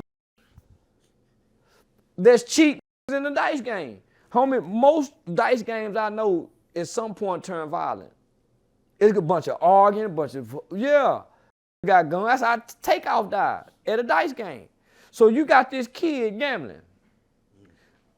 This kid is picking up all adult mannerisms. What happened when he go with other kids? You think he ain't trying to fuck the 11-year-old girl, the 10-year-old girl? He been exposed to this. So you think he ain't trying to fuck them other kids that he around? You think he ain't bullying and manipulating these kids with the money? He can get his 8-year-old cousin to suck his 10 by flashing the money. We all know the managed cousins, the hunching cousins. Where can you take this 12-year-old kid around other kids? And he don't display this grown folks' behavior. And he got access to weed. He smoking weed. He online smoking weed, nigga. Whether he popping pills or not, he playing like he popping pills. If he can get a pill, he'll pop it. He want to be grown. So you get him over here. Now you can tell it's a grown person coaching him in the way he's talking to the camera. The things that he's saying, it's a grown person with a kid in his back. Because this grown person done fell out with Finesse. It got to the point where Finesse probation officer said, hey, man, we finna violate you. You got this kid, man. He ain't been with me in 4 or 5 months. Because what he displaying online. So Finesse had to come out and say, hey, man, he ain't with me no more. So now you got this over here who got him. I go do a Say Cheese TV interview and say, man, whoever got that is a whole ass. Now he want to fight. Boy, the truth make a want to fight. The truth hurts. It don't feel good. Now he want to squabble. So when you look at King and this, I'm saying, well, show us his bedroom. Where do he sleep at? You showing all this money. You showing him shopping, buying shoes. Let's see how many pair of socks he got. Let's see his living quarters. They ain't showing that. Oh, man, I got King a bedroom. Look at his bed. He got a dresser. Show us where he take a bath at. Who cooking him breakfast in the morning? So, no, this is deeper than what people seeing on the internet, nigga. This is name 13. He just had a birthday. He just had a birthday. Show us where he going back home getting grandmama and them something. His mama just went back to jail again. She went to jail for stabbing her mama. So imagine the environment he come from. Who getting him some counseling? Because he's detached from his mama. He's away from his mama and he seemed to be doing fine. Nah, that picture don't sit well with me. Uh, Nah, that don't sit well with me. yeah, my no, nigga. it's disastrous. As So far any as, grown person that'll get this kid on a platform and let him talk like he grown and not ask the right kind of questions. Let's give him a drug test and see if he can pass a drug test. And I'm saying, where the is CPS at? Cause I called CPS one time before. Where's CPS at? My mama worked for CPS, my nigga. Did it for over 20-something years by way of Lena Pope home. So I've seen a bunch of these little like him come through my mama home, and my mama nurtured him with structure, consistent discipline, tough love. He like them Michael Vick dog, homie. You can't take Michael Vick dog out of a fighting, killing environment and put him over here and he's still in a detrimental environment. The whole environment has to change. This kid needs structure. So I swear for God he'll be dead by the time he's 18. Somebody go kill him. I'm betting on King will be dead by the time he's 18. Them young in Memphis can't wait to tear his ass up when he go back to Memphis, because that's a different world, homie. So I say he'd be dead by the time he's 18. And by the time he's 21, he'd be in jail or prison. He's being sold, he love money, like Finesse said. And I heard people write this in the comment section that money is the root of all evil. No, it ain't. In E-Classics, wherever that is, it says money answereth all things. It says for the love of money. It's a whole sentence that says for the love of money. So it's the love of money is the root of all evil. Money is not evil. It's for the love of it. And he said that kid love money. They put money in the money machine. Man, you ain't got the little boy a card yet? Finesse You brother. ain't went to add him to your bank account to get him a card? My daughter got a card. Come on. Finesse brother has said he has a possible gambling problem. Could you Who, see that? King? Yeah, King, 12 years old with a gambling problem. Is that even to have an addiction at that age? Is that possible, you feel? He on drugs. Little nigga smoke weed and get high. Hell yeah, he got a gambling problem. So imagine, homie, just think about this. Imagine the behavior he's gonna display amongst other children. That's what made me grown around kids. I had a pimp uncle. I had to come in the house because I was bad. So while I'm in the house, I'm hearing what grown folks say. When I go around kids, I talk like grown folk. I can cuss like grown people. So imagine the behavior he displays. Who would trust him around a 12-year-old daughter? Who would trust him around a 10-year-old daughter? You can't tell me a punk can't get that little boy if she dangling some money in his face. He got a gambling addiction. He love money. He say, man, nah, man, that little kid have been corrupted in such a way we ain't never seen. And we clap for it as a culture, as a group of people. Homie, yeah, no, and yeah, I don't like Finesse brother. Y'all don't like whatever that name is. Y'all can't stand that nigga. No love. Is Yeah, his name, yeah, he got kicked out the group, but now he sound like a disgruntled employee. That nigga sound like a disgruntled employee. He a mad baby mama. You just had. Yeah, I just had him. He talking against his brother. Yeah, they go up and you don't talk against your brother. Sound like he man. wants to fix it at the end of the day, but Well, nigga, just remember Cain killed Abel. Once your brother go against you, you can't fix what's in his heart, nigga. He don't went against you. And you can't undo what you done. So now I treat you accordingly, brother. Yeah, I treat you accordingly. You can't undo what you done, nigga. Now I'm sure he feel bad. He won't back in. I wouldn't let him back in. My brother bite me, you. Yeah, we just see each other at mama house. But fuck you, nigga. You done bit my hand, nigga. I have to ask, is it the end of the hustle cartel, Charleston White, back and forth? I mean, I've seen there was spray paint on a. Man, them went to a fake house. Nigga, they didn't go to my house. I showed both. I got a 3-car garage in one house, and then my other house, come on now.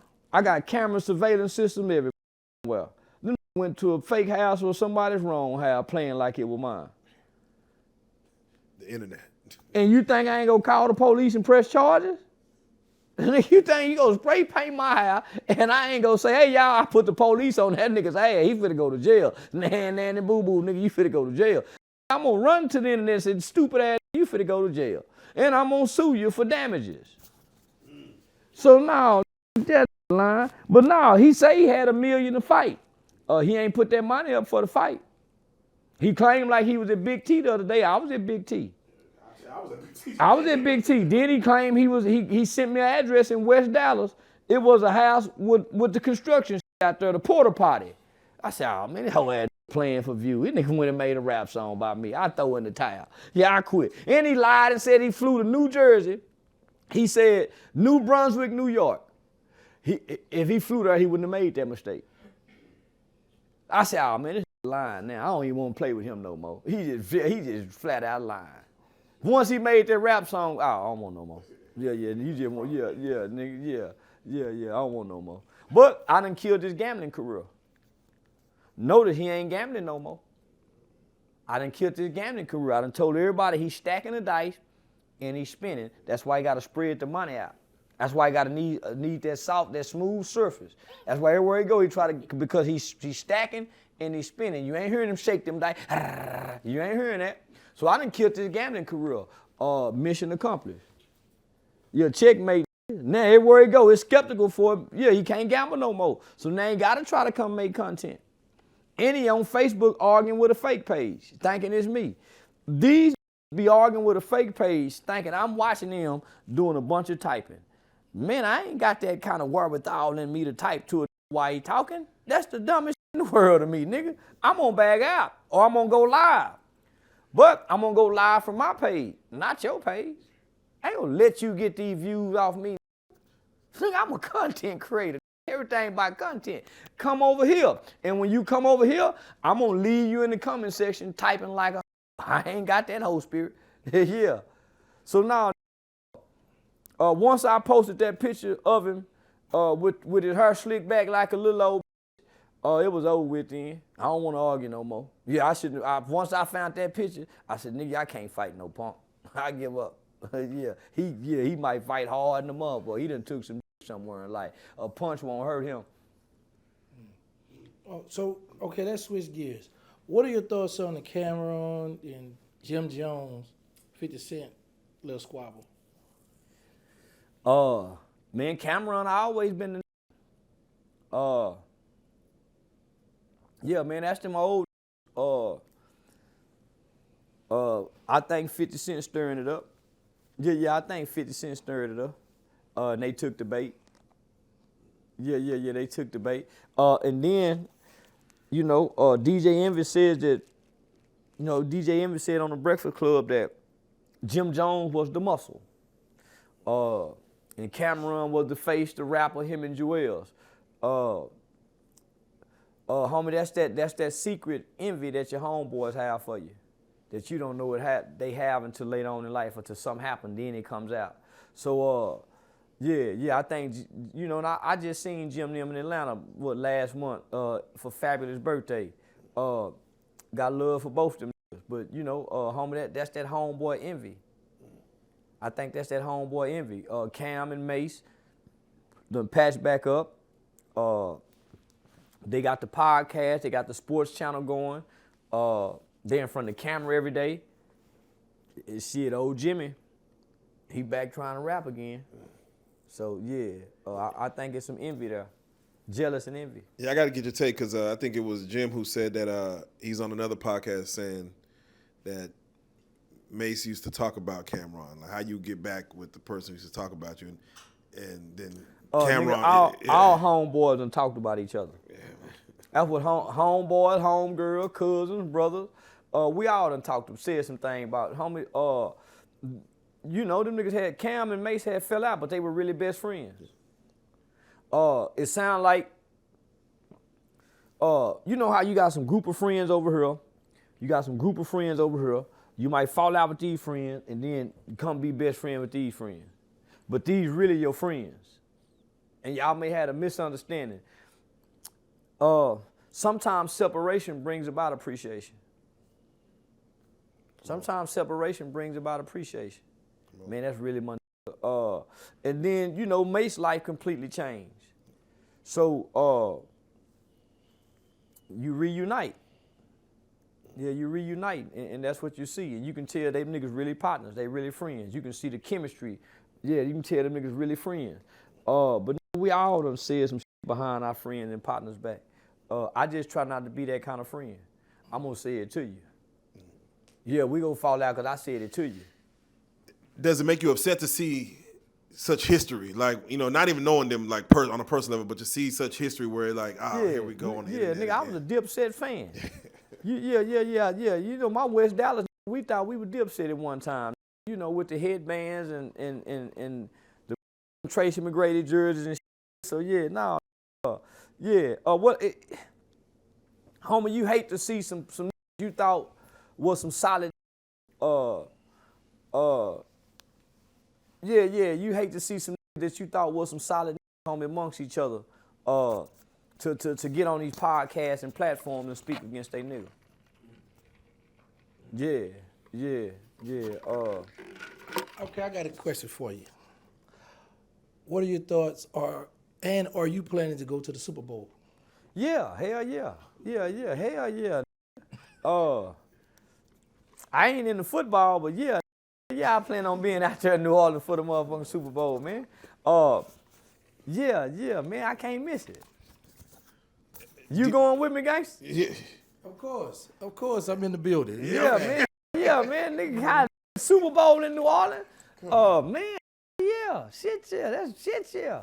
You don't feel the that attack by again the guy, they say he's ISIS, but he looked normal from what I seen. That wasn't no ISIS. That was a military soldier just done went rogue.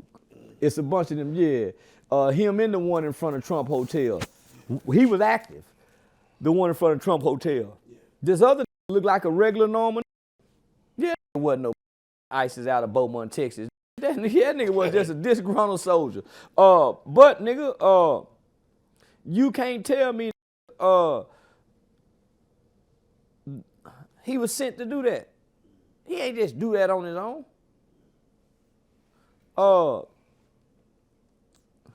Yeah, they playing on us. Yeah, they playing on us. Yeah, I agree with Mr. White because, you know, when a terrorist do something, they're going to take their charge.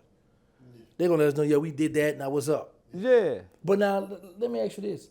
So are you looking forward to the performance? Hell no. See no motherfucking Kendrick Lamar perform for 13 minutes. It's going to be the worst Super Bowl performance ever. Man, they know they supposed to have Cash Money and Master P them, Silk the Shocker them, Lil Wayne them. Man, they know they supposed to do that for New Orleans, man. Bring no motherfucking California nigga to come squabble up and twitch it. Yeah, man, twist his feet up all over the stage with their gang walk shit they be doing. And then perform not like us. I'm with Drake, man. You nigga done called me a pedophile in this motherfucking song. I'm finna sue you, nigga. Yeah, I'm with Drake. Man, yeah, nigga. You done defamed me. And you done hurt my rap career calling me a pedophile. And I've been hold with LeBron James. I've been hold with LeBron James. Nigga, you done call, man. Yeah, man, shout out to Drake. Yeah, man. Yeah, I done got mad just thinking about that. Yeah, man, shout out to Drake, man. Yeah, man, little old bitty, yeah, man, yeah, no, nigga, man, you know you supposed to bring out everything. New Orleans is a music city. Yeah. Man, from the second line dancing, the trombone, man, the saxophone, the horns, man, you supposed to have all that. You bring no motherfucking gangbang in California down south in New Orleans. The Crips and Bloods never made it to New Orleans, never had an impact there. How y'all gonna get this? Man, yeah, no, I'm not looking forward to the performance at all. To Kendrick's, behest, he did perform just for a second last year in the LA Super Bowl. He just had a little quick performance. He did? I don't even remember.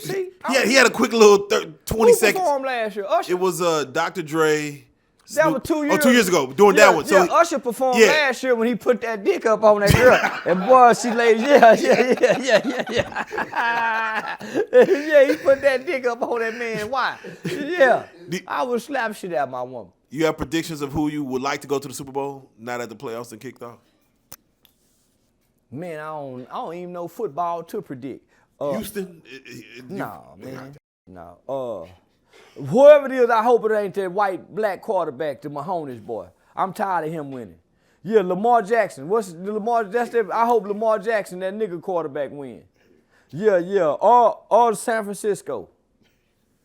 Yeah, I met San Francisco. I met the cornerback. I think it's number 5 or number 6, the safety. I met his mom and his family at the airport a few months ago. So yeah, but no, I hope it's a black quarterback. All right, so Charleston, I got to get your take on it because just as of yesterday, or a couple of days ago, of course, January 1st just hit, but they have mandated that police do not pull over anybody with a QP in the car, 4 ounces of marijuana. Yeah. That was a vote from the residents of Dallas. Shout out to the district attorney of Dallas. I think 3-4 years ago, he had already came out and said Dallas would not be prosecuted for small amounts of marijuana. So they already been setting this trend. So this is like the first step. They've already decriminalized it. But boy, if your ass come to Arlington and Dallas, for Fort Worth, you going to jail. Grand Prairie, you going to jail. Irving, you going to jail, nigga. So you better stay your ass in Dallas. That's why I moved to Dallas. I moved to Dallas 3 years ago, and I love it. Yeah, I love it. It was a big pushback from law enforcement. But man, it's a waste of time. And so yeah, it's a waste of time. For the police officers or for who? Well, for the police officer to be with a nigga buy weed. So, but just keep in mind, nigga, by them doing this, you got certain officers that's gonna get you for the DUI, driving under the influence. You look like you're high, your eyes red, your car smell like weed, so they'll get you for the DUI. So it's a catch-22 with this. It's a catch-22 with this. Now, they also said that the police cannot no longer use marijuana, the smell of marijuana, as a probable cause to search the car unless it's in large amount of, they're trying to catch you with a lot of drugs. Yeah. It's a catch-22 with this. So, just smoke at home. Yeah, just smoke at home. If 4 cars are driving, all of them got 4 ounces, that means 4 different cars, let's say they all got 4 ounces, that's a pound moving through the streets. Is that not a problem? No. They're in separate cars. I'm just asking. Is that not a problem? No, it ain't a problem. Man, a pound of weed ain't a problem for America. 10 pounds of weed ain't a problem for America. Weed ain't a problem for America. So I don't even see why I still is. I mean, I'm right. Right now, I got thousands of dollars in my TikTok account. I just let it grow. I got thousands of dollars over there, and I ain't went and got it. I ain't even put my bank information in to get it. I'm gonna lose that money if they shut it down. Boy, I'm gonna be sad. They'll be sad. And I keep telling myself, don't put that bank information there so it can be deposited. But Donald Trump just came out and said he's gonna do an executive order to extend it for like another 60 to 90 days so they can work this shit out.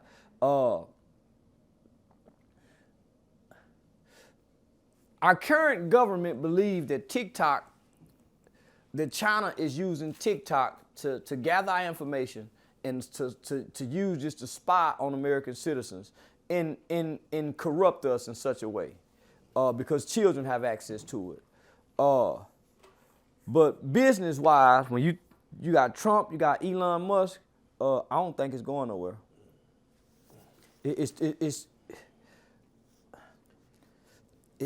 It'll hurt our economy if we lose it. You know how many Americans is making money off that? Yeah, homie, it's some people making some good money that you'll never know their name, but they making some good money over there. I make good money on TikTok. I make good money over there. Do you feel like the people who will be affected, they'll just go to other avenues? Because I heard there's something called Red Note, Chinese app, and then Lemonade, and I mean everybody's trying to jump in and do something else. Is something gonna take over for TikTok, or is it like once it's done, those TikTokers are?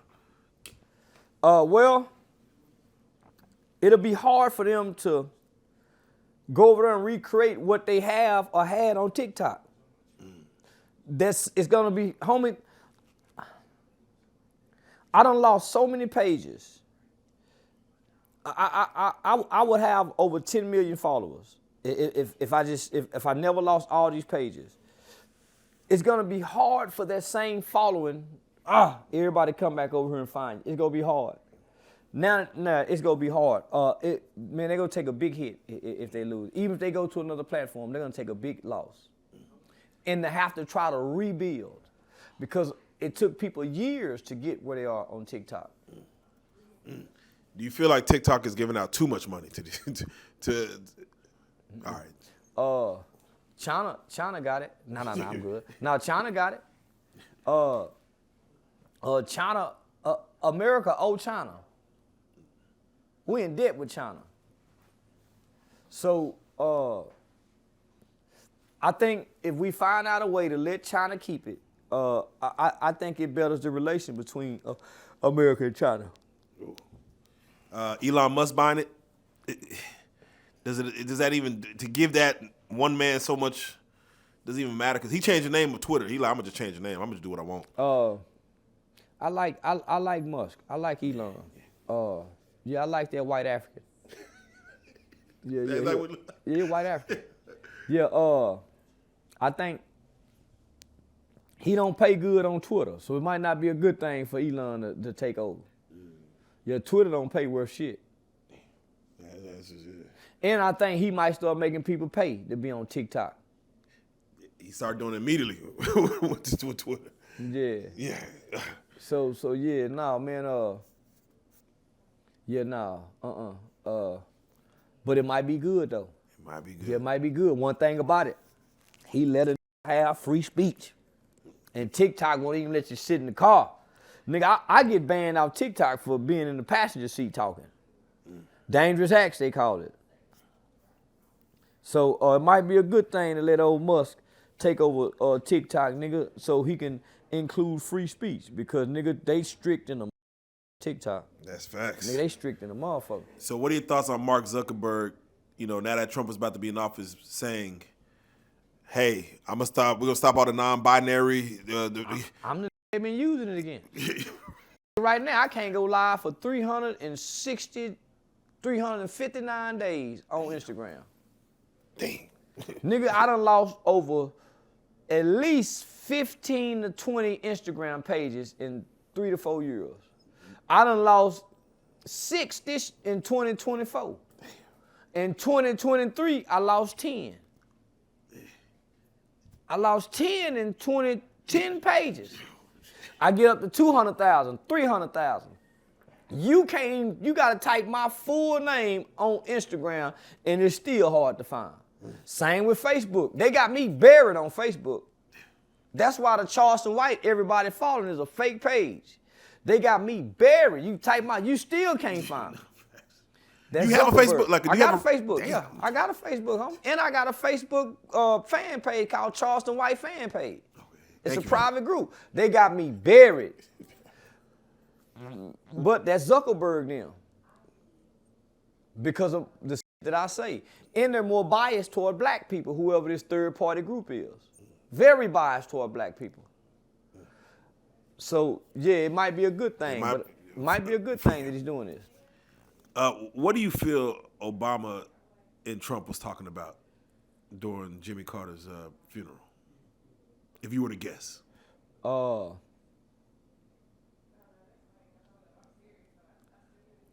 President shit. Yeah, they talking president shit. But there was other presidents there. You would think they'll invite them into the conversation. No.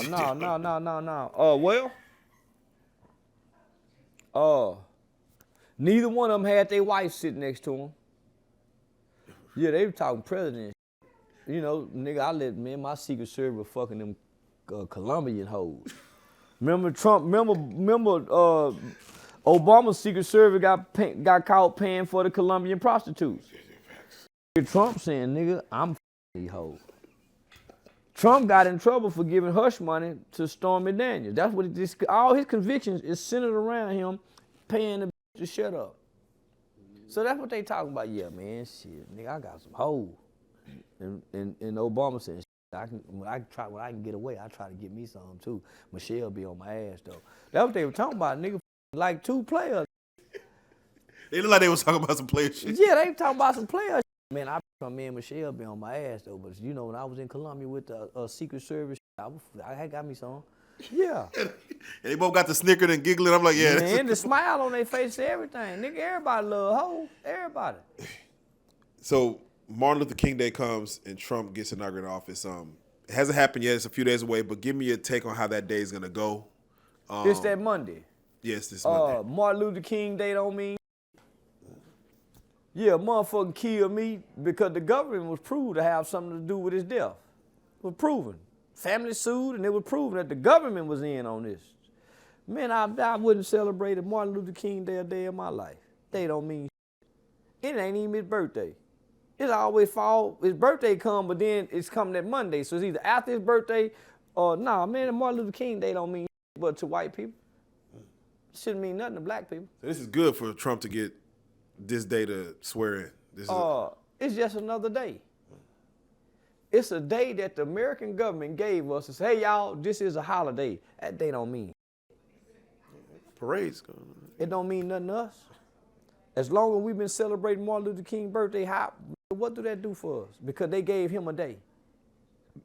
They celebrating a man who hurt black economics, who said, come on, y'all, let's go join them. And he realized he f***ed up. He realized he f***ed up. Martin Luther King Day is supposed to be a players' holiday where players celebrate because he was a whoremongering preacher that f***ed a lot of. I'm talking about run that through a lot of women. That's supposed to be a players' holiday that players celebrate. Everybody else take y'all ass to work. Ain't no mother, yeah, nigga, and Trump is a player. So who more, come on, nigga. Nigga, this is a players' day. Nigga, if you know who Dr. King really is, was a smooth, smoked cigarettes, used the word fluently, they say, and plenty white. So, yeah, no, nigga, this is a players' holiday. Nigga, this is the day that the players come out and play. So, nigga, that's why I celebrate it. It's a players' holiday. It ain't no national holiday. Everybody ain't no player. Who should Trump bring out to, they normally have a performance by somebody. Who would you like to see come out if, he was to pick somebody to come out and perform? Lil Wayne. That'd be hard. For real.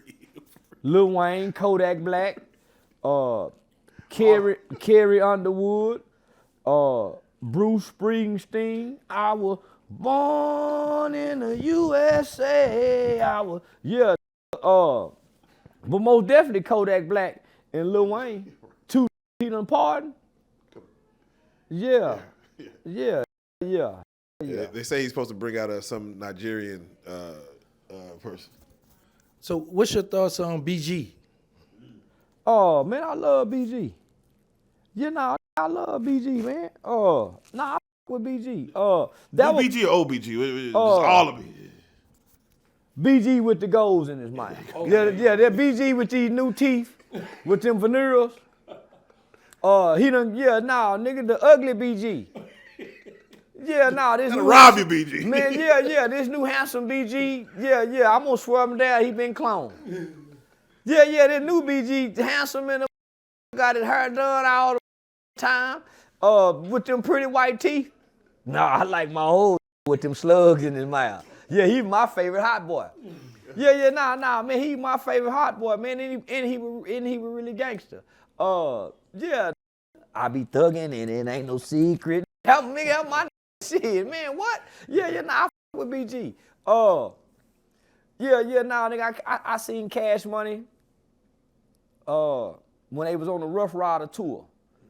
Man, my so high they had to hold him up on stage. Yeah, my nigga was high and they had to hold my nigga so high they had to hold him up on stage. He really talked with the microphone in his hand. I was on the third row, full of that wet. Yeah, smoking that wet. Man, I f with BG, man. Shout out to my BG, I love that. So can I get your take then on Jello Ball? He got that song. I heard that. Straight trash. Yeah, straight trash. I heard he got like a $40 million they say deal. 8 to 13 million. Yes, 8 to 13 million. Yeah, first it was 8, then they say 13 million. They just gave that boy some money. Yeah, because he yellow. Yellow rapping, that's all. They want a new Drake, but that ain't it. It sounds like some old Louisiana shit. You had that old, Louisiana, but that's some straight. What are your thoughts when you see athletes that really want to be rappers? That's been a trend for a long time. Deion Sanders tried to rap back in the day. Shaq had a platinum selling CD. For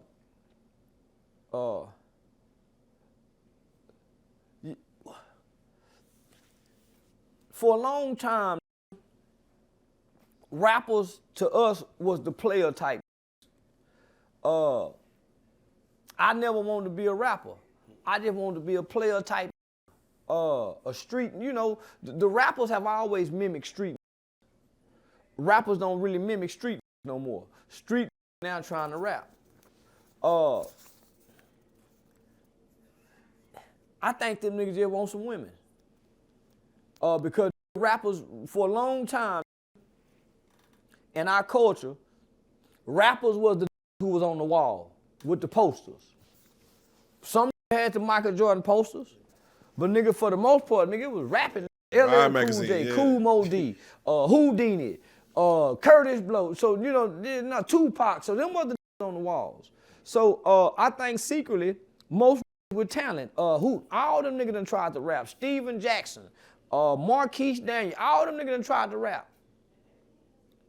All them niggas done tried to rap. So I get it. But that LaMelo boy, he need to go to the G League or overseas. But he ain't fit to make no album that's gonna be jamming. I wouldn't give a fuck who he had on it.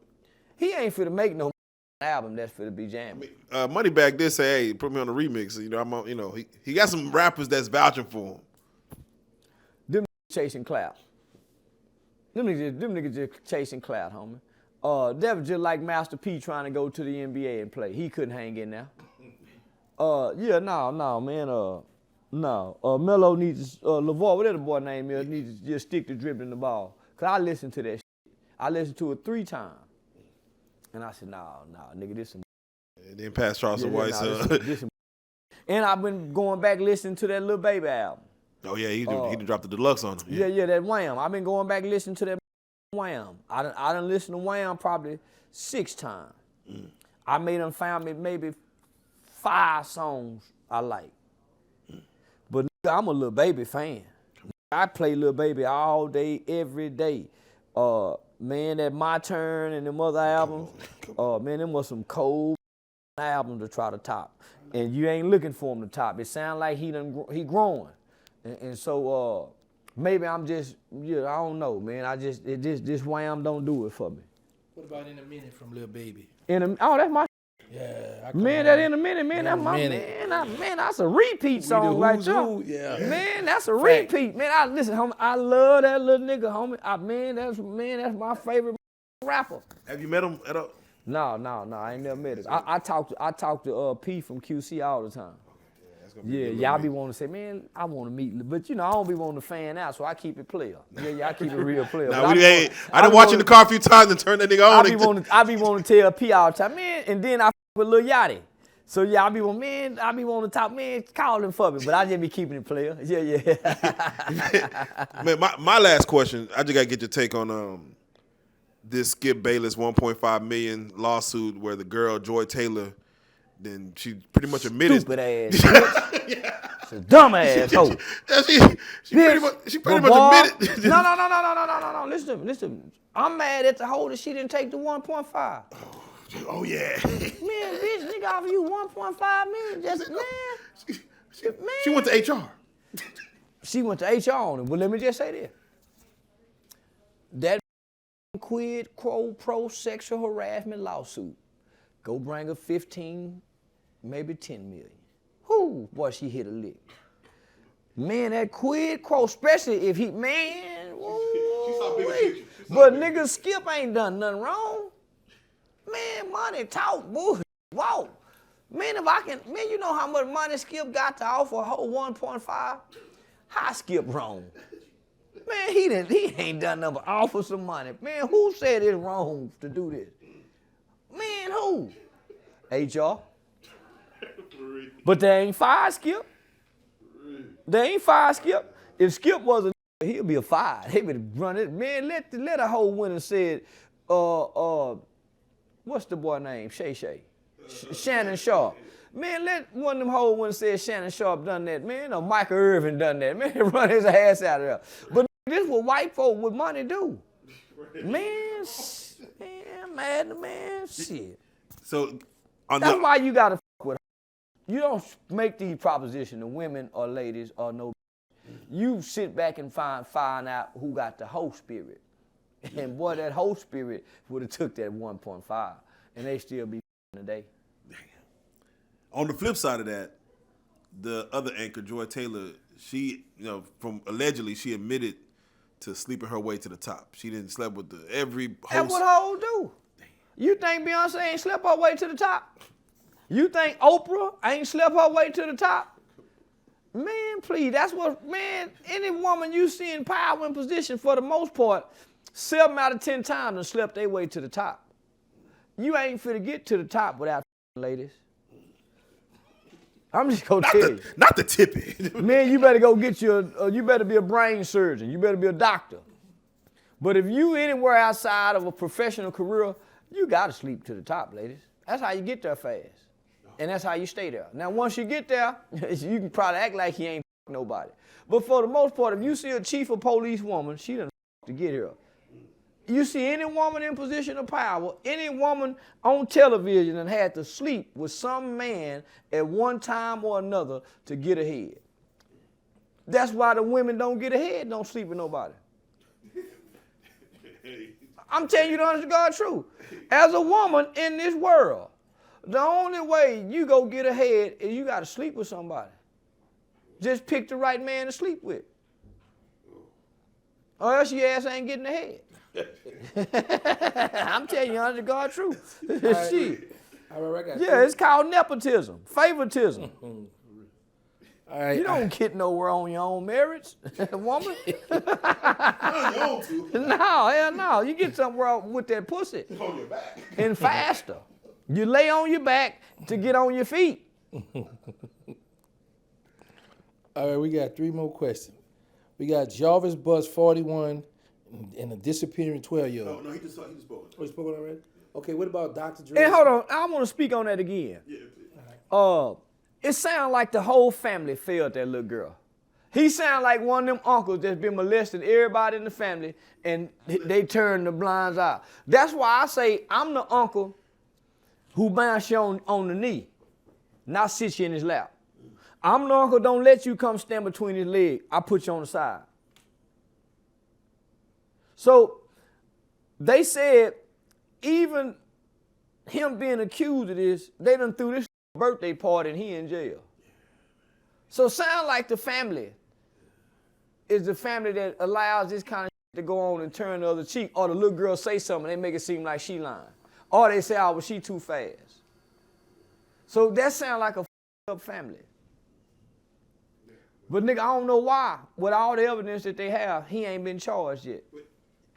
Don't you need a body though? Or a confession. That who killed that girl around here that came up missing out them apartment. They got him with nobody. Remember about 5 years ago, they got that nigga with nobody. It must be like. Well, the family helping him stay innocent. Yeah, the family helping him stay innocent. Family very. Yeah. They allow something. So now, what do you think about Dr. Dre and Snoop Dogg album? Oh yeah, they dropped it out. Did you even hear it? Have you heard about it? Have you heard it? Somebody won't hear that.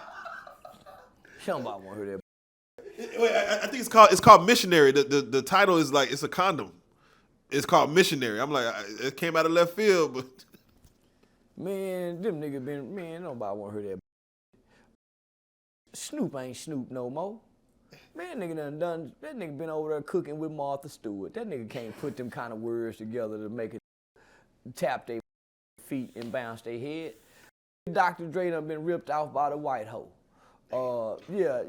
He done been, the white hoe done run out with half his money. He can't make no beach to have.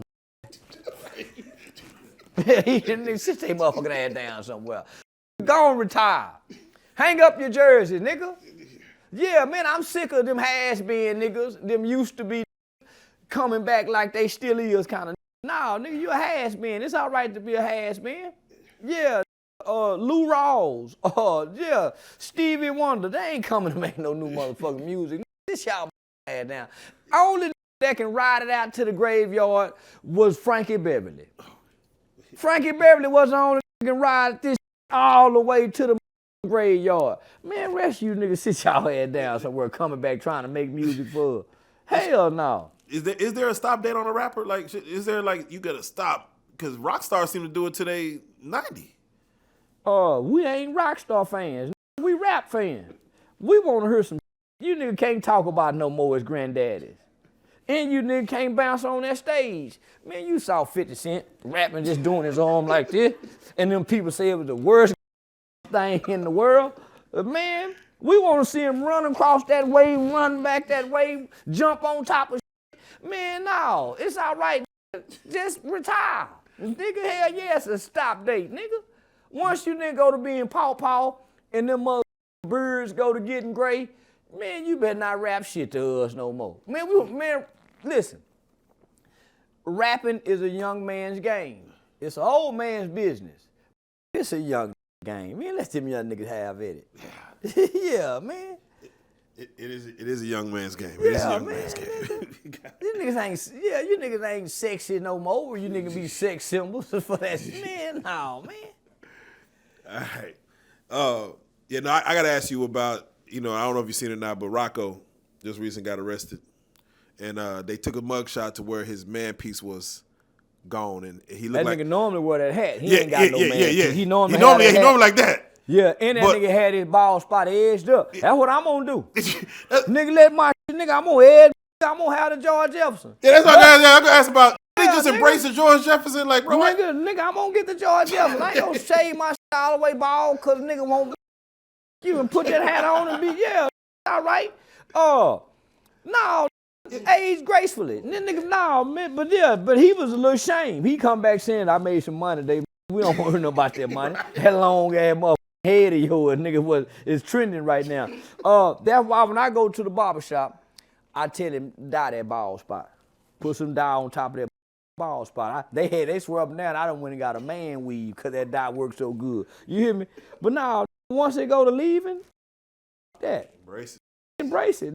Yeah, now I ain't gonna do like Percy when my tooth fall out. I'm gonna go get that tooth put back in. Yeah. I'm gonna get that tooth put back in. But that hair, please, I'm gonna age gracefully with that hair. Man, and real quick before I get out, I gotta say this personally. Thank you, Terrance, for allowing me to come. Just again, this man right here is amazing for just our culture, and I thank you for having me just come even be a witness and be a part of it. And I gotta say before I get off this thing, thank you, Charleston, again. Nigga, thank you for being my friend. Hey, man, hey. You a real friend, my nigga. Come on now. Next time I want to be behind the camera asking questions. Yeah. Let me get behind the camera. I want to ask a bunch of questions too, nigga. Yeah, nigga. Next time you get a big I get on camera with him, and then let me get off and ask some motherfucking questions. Come on. Okay. I interview good too. Yeah. Okay, well let's get that. What about? Is he cool? I don't want to say the name, but we edit up. He go off. Big homie CC. I don't know who that is. Oh, yeah, I don't think they ever met. No. Okay. I ain't never even seen his interviews or nothing. Okay. But I be having people in the comments say, what you think about Big homie CC? Yeah. I don't know Big homie. The news people are grabbing on the white side. They're grabbing his stories. And I'm like, okay. Who is he? Where he from? He used to be a bodyguard. He's out of Chicago. Chicago, yeah. He's okay. Out of Chicago. So already. He it's funny you said it. He actually saved Orlando Brown's life one time. Oh yeah. Yeah, he got shot for Orlando Brown. He told that story. I'm like, hey, more power to him. Yeah, man. Shout out to Big homie CC, man. Yeah, I don't know who you are, but your name keep popping up in the algorithm. Yeah, I'm gonna take time to watch the video then. Yeah. All right, man. Thank you for coming through. Thank you for even us coming on the channel. Man. Appreciate you. Gangsta, the original hot boy. The original hot Big boy. facts. It's something new I'm starting out, and what better person to start it out with? I keep telling all these niggas, homie, Gangsta done come home and run circles around you with this shit, nigga. Got to. I see where the money at. Yeah, he running circles around you with this shit. I keep telling my brother, you a walking vault. All that time, nigga, Just your storytelling. Motherfucker write a movie script from. Your brother just cut my hair a week ago. And put that black stuff in mine too. I tell he put the dye on it. Yeah. Yeah. And he locked it in. I said, what the world? He locked it. Well, what ended up happening is it sits into the pores, so it kind of darkens that spot. So you ain't got to use the spray. You can go swimming. You know, you can have you can lay your head on white pillowcases. Yeah. I kept saying, like, what's going on? Why they? He trying to wash it out. I was like, cause I'm used to it coming up. Say, wait, what's going on? Why ain't? I said, okay. Nah, that's that Paul Mitchell Barber College game. So you know you can't get that at the nigga barber college. Just using the spray and all that other shit. That's that Paul Mitchell Barber College game. So shout out to Paul Mitchell Barber College. Yeah. Unpopular barber. All right, man. Before we get out, you got anybody you want to shout out? No. Hell no. Yeah, man, y'all go look at that coin. Shout out to coin, man. Yeah, look at the Nigga Nation coin, man. They think I'm gonna pull the rug on it, and I'm saying, no, this for the Yeah, and niggas is inclusive. We never birth of a new nation called. We don't want to be black, cause we ain't acting like the black folk before. We ain't acting like the African Americans from the 80s. We some ignorant. This group here, we some ignorant. Yeah, so go on get that coin. All right, so I still got my flag when I got it when I was in Atlanta. That's the nigga flag. I still got that flag. So we got a flag. So hollering about reparations. All these FBA hollering about reparations. We identify as a color, so it's hard to take us as a people. We are a nation of people who are trapped in bondage, right? So we don't have a religion. We claim everybody else's religion. So until we have a religion, a flag, and some currency, it's gonna be hard for them to see us as anything other than what we are. We they. All right, now before we really go, have Joker spoke enough for you to kind of rectify the situation with Real Life Street Star? No. If you don't mind, to rectify it, because we spoke off camera, and you said here, you always gave good game on where our platform kind of should, like, here's what y'all should be doing, and it's always good game. I never take it as, man, Charleston know what we're talking about. Could we have could we change what we do? And y'all listen, nigga, y'all had Mama Duck on there. Yeah, we did. Y'all could have easily called me up and say, man, let me get Mama Duck back on her. Nigga, she's suing Lil Durk in the rap company. Yeah. Nigga, y'all could easily call me and say, hey, man, I see you fuck with Lil Tim now. You can get the who Durk is in jail for, you can get his mama. They suing. Homie, so I'm saying, nigga, y'all don't want to work with me, y'all want to work against me. If we were to get Mark Cuban back, would you come at least host with us? If let's say that was the case. Okay. No. Damn, still said no, God. Nah, homie, I'm done with y'all, my nigga. Because, homie, I done somewhat pleaded with y'all, saying, nigga, we fuck with each other. How can y'all keep doing this? And this seems to be y'all formula to go against me. So, to keep doing the same things, expecting different results, that's the definition of insanity. And I ain't insane. Let me just move on. I done grew past y'all. Now if y'all call and say, hey, Charleston, we got 20,000 for the interview. Come on, nigga. But for what I'm charging y'all, the time amount that I'm there, and y'all even say, hey man, can you do our podcast? And I say, yeah, I'll do the podcast.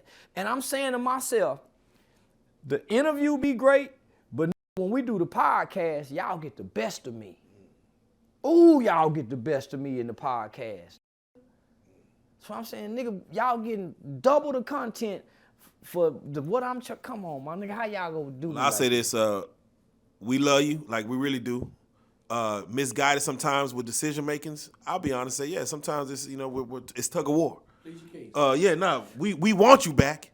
Whether it's 10, 20, to me, you're worth 30, 40, 50K. So this how I know if y'all love me. Y'all ain't never defended me. No, we defended you. I'm gonna make a reel. I'm gonna find a reel of like real life defending Charles White. It might be like it's gonna be like man, it's gonna be like 8 minutes long. Man, I watched Benzino get on that nigga and say about me and y'all and say, nah man, he do this, he do this, he do this. He raised his daughter, he with his kid, he ain't. Yeah, Come on, nigga. Yeah, that Benzino. Yeah, that's it. Yeah. Come on, nigga. I wasn't there for that, but goddamn.